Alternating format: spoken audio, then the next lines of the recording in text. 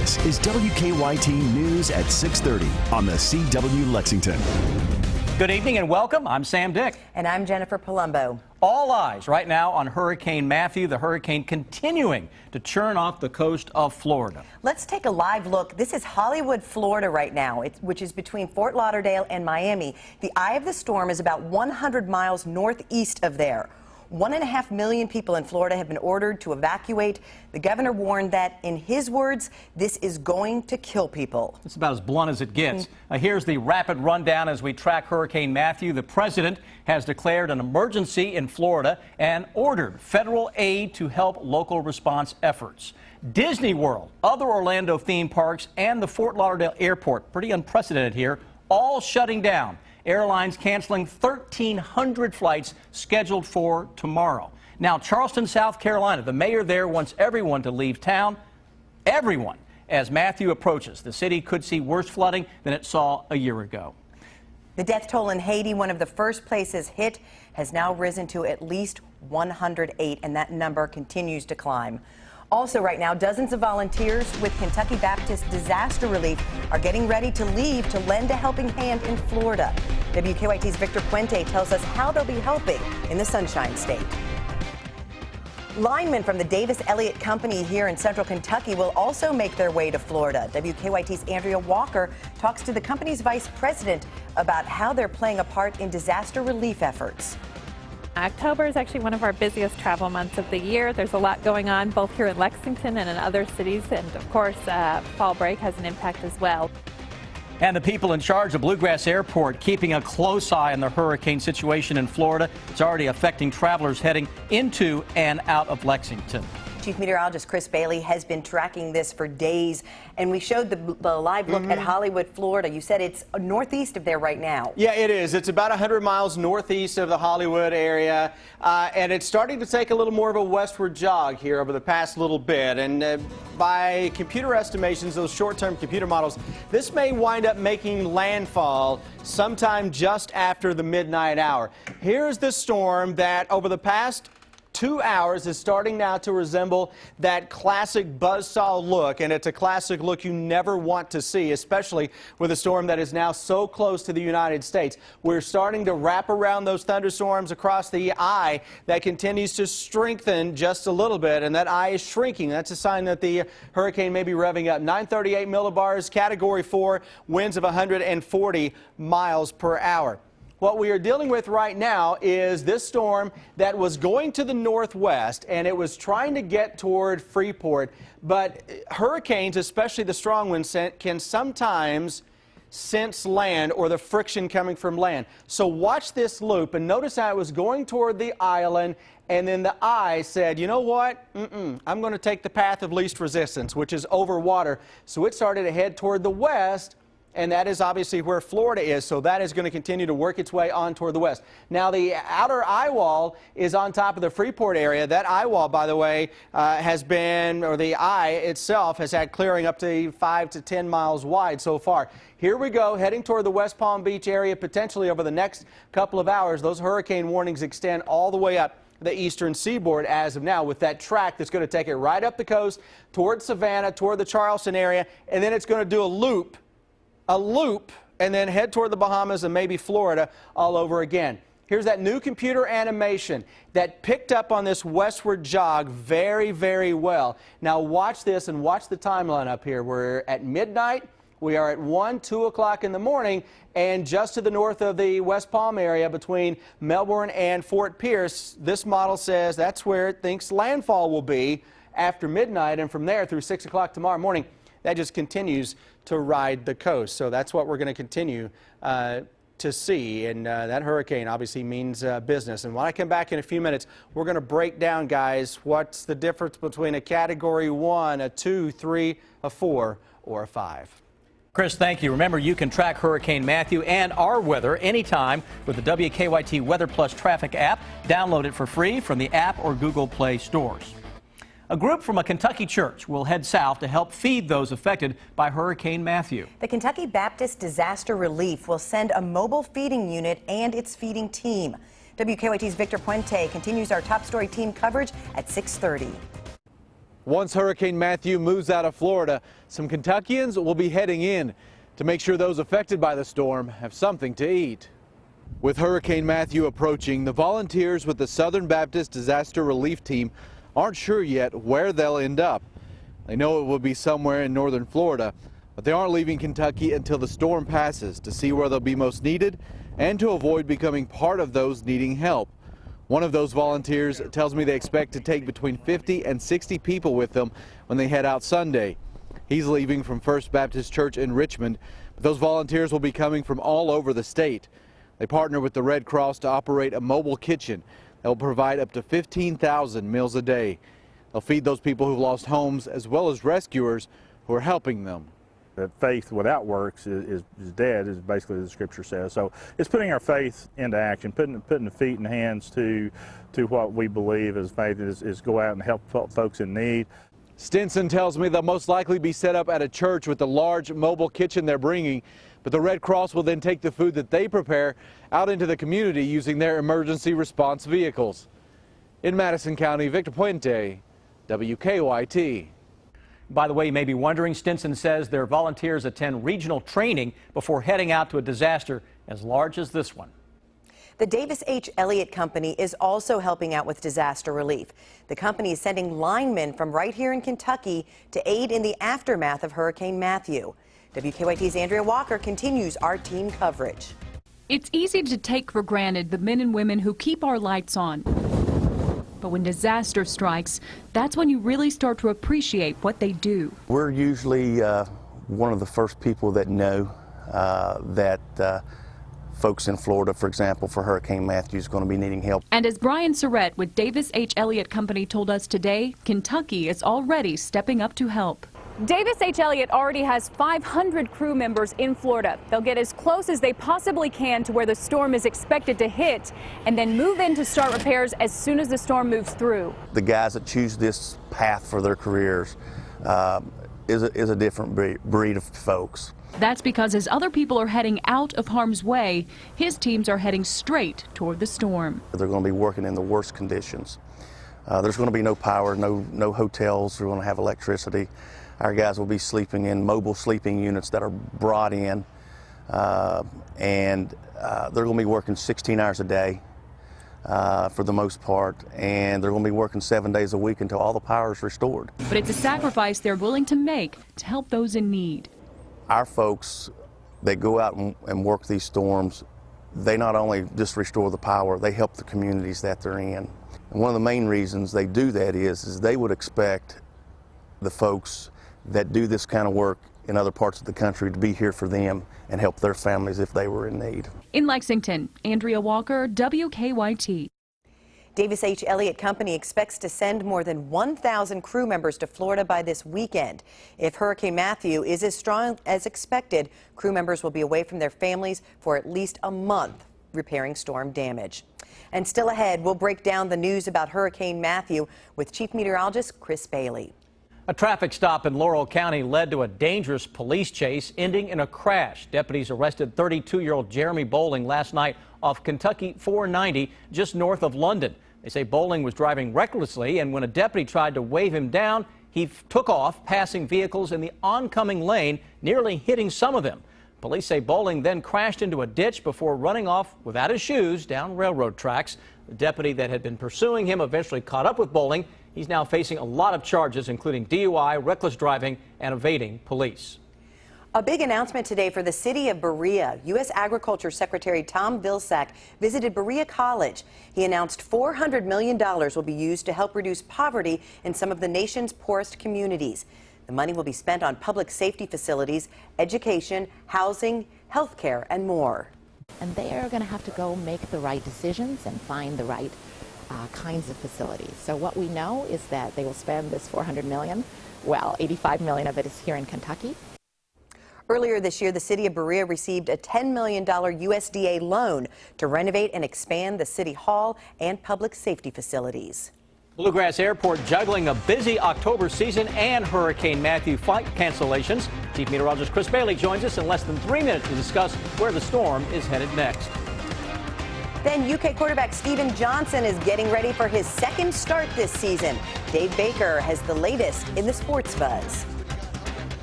Welcome back to WKYT News at 6:30 on the CW Lexington. Hundreds of flights at airports across the country have already been canceled because of Hurricane Matthew. And here in Kentucky, some people are also having to change travel plans, of course. WKYT's Hillary Thornton is at Bluegrass Airport talking to travelers. It is a busy time at Bluegrass Airport. October is actually one of our busiest travel months of the year. There's a lot going on both here in Lexington and in other cities, and of course fall break has an impact as well. In the midst of that, keeping a close eye on the developments with Hurricane Matthew. Right now, the only direct impact to Lexington is flights in and out of Orlando and Fort Lauderdale. Those are both direct flights from Bluegrass. At this point, spokeswoman Amy Cottle says 2 flights were halted today, and the schedule for tomorrow already has 1 cancellation. Cottle says while those are the only flights impacted here at Bluegrass Airport, it is likely that more travelers will see some type of impact at some point along their trip. Most of our flights go to hub cities that are not necessarily on the coast, and so those cities won't be affected. However, if you're connecting to one of those cities, then you certainly might be impacted. So most likely you'd be fine with your flight from Lexington, but if you're going to a hub city, you might see an impact on the next flight. Travelers headed out of Lexington with a connection along the East Coast, hoping to get out ahead of it all. Because Charlotte is on the East Coast, and so we've been a little concerned, but it looks like it won't be up that far by the time we fly out. Mark Miner hoping for a smooth trip to his destination of Germany. However, as he looks at the images of Hurricane Matthew, his main concern is not necessarily on his flight. And I'm also concerned about the people whose lives have been hurt. In Lexington, Hillary Thornton, WKYT. And we are in the First Alert Weather Center with Chief Meteorologist Chris Bailey to break down the news. Chris, where's the storm right now? The storm right now, guys, is near Freeport in the Bahamas. It is approximately 100 miles offshore from the Atlantic coast of Florida. Category 4 hurricane. You see it spinning right now toward Freeport here in the Bahamas. Here we go with Florida. I-95 paralleling the coast. You got US 1 here as well. That's my big cause for concern. People that may not have decided to evacuate early enough. Now with clogged roads and a hurricane bearing in, they don't have much of an option if they're already on clogged roads. Here's, I believe, a live picture, guys, out of the Palm Beach area right now. Surf is up there, obviously, and that's what we're going to continue to see. The Jacksonville Beach area, we're told, so that storm is still way away from the Jacksonville Beach area. But tomorrow, when you see this same cam play out, my goodness, that camera is going to go downhill quickly with the weather they're expecting. So it's a Category 4 right now. Yeah. Give us a sense from Category 1 to 5 what the big differences are. Yeah, we look at our graphic here, and we can show you how Matthew has 140 miles per hour with sustained winds.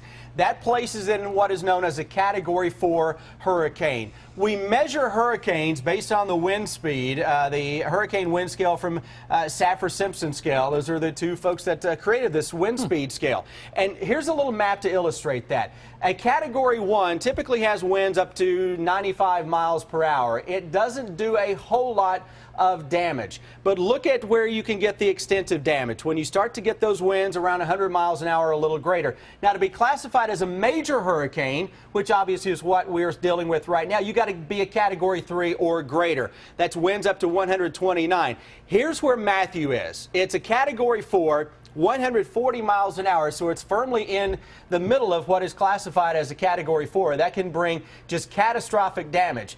Now, what is even more rare than what we're seeing is a Category 5. You only get a handful of those to ever make landfall. Andrew re-examined and was a Category 5 upon landfall. That can give you winds approaching 160 miles an hour and a storm surge, guys, that's off the charts. And as you can see, you get to Cat 5 status. There isn't a whole lot that is left. Now, that's just a kind of a rough breakdown of what those categories mean. Category 4 right now. When you talk about how unprecedented this is, Andrew came through the Homestead area, South Florida. Yeah. Katrina went through Broward County, down below Miami, there up into the Gulf. Yep. This one, though, we're trying to remember, when's the last time one hugged the coast all the way up? You got to go way, way back to pre-1950 to find anything like that, and that's when the records that have been kept are, a little suspect to begin with. But since 1950, guys, there has not been a major hurricane hit on this part of the coast of Florida that is going to get hit tonight and into the day tomorrow. And the current winds right now, you see the areas that are in orange, that's where you start to get some of those gusts approaching hurricane strength just offshore. And then right in that red blob, which is around the eye, winds already greater than 100 miles an hour and 140 right around the center of a circulation. Here's where the eye is. It is just to the south of Freeport. It is rolling its way toward the west and the northwest. And on that path, that will take it to landfall somewhere between West Palm and maybe the Melbourne area. Those hurricane warnings extend all the way up the coast, and this is going to do a little loop-de-loop over the next 5 or 6 days that may try to bring it back into the Bahamas. That's just absurd to see anyway. Back here in Kentucky, that is having no impact on our weather. We have the gorgeous skies that are out there in the 7-day forecast. Could be a shower eastern Kentucky tomorrow, but look at the weekend. It turns cool. Over the next week, I'll be surprised if many folks see any rain at all, but no direct impact from this hurricane. Chris, thank you. You bet. All right. Well, it's an SEC showdown Saturday in Commonwealth Stadium. Kentucky and Vandy both desperately needing a win. Dave Baker has the sports buzz next. Back live on the CW in Lexington. Time now for the Sports Buzz. Each night we talk to Dave Buzz Baker for an inside look at what's going on. He's out at Dunbar High School right now. We're having a little bit of technical issues with his live shot. So fortunately, Brian Milam was able to jump in at the last second and help us out. I don't know how much I'm going to help. But, well, and we're starting off with a story. This is I kind of look at this as like the UK basketball team. This is about a team that nobody wants to play. Yeah, there is a football team up in Washington. Everett's Archbishop Murphy, amidst concerns about player safety, this private Catholic school at Everett has been so dominating that South Whidbey Sultan and now Granite Falls High School have all opted to forfeit against them because they are basically wiping the floor with everybody. They talked about the biggest concern is recruiting aspect, all this stuff. They can pull from a 50-mile radius from their campus, so it's, I guess, legalized recruiting, I guess, but they have been blasting people out of the water 170-0, running up the score on people. It's just been one thing after another, but to forfeit early, that's I don't know. I've never been in that situation What's the harm? before. I mean, you know, well, you get I don't a know loss. if they're that much bigger. Hey, let's talk about a guy that really got UK fans excited, and then he's had some growing pains, and you would imagine that was Stephen Johnson, the UK quarterback. Yeah, he got put into service. He got his feet wet in the Florida game, got put into service in the New Mexico State matchup after Drew Barker went down.